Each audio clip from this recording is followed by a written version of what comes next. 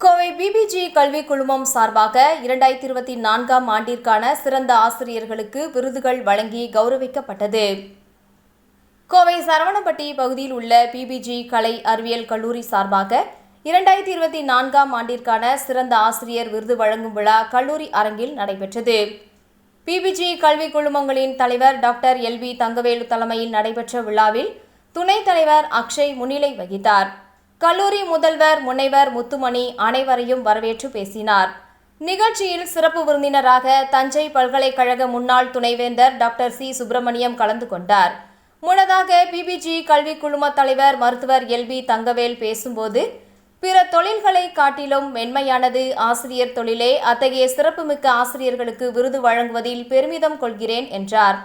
தொடர்ந்து தஞ்சை தமிழ் பல்கலைக்கழக முன்னாள் துணைவேந்தர் முனைவர் சி. சுப்பிரமணியன் சிறப்புரையாற்றும் போது, சமூகத்தில் மாணவர்களை நல்ல மனிதர்களாக உருவாக்குவதே ஆசிரியரின் தலையாய கடமை என்றார்.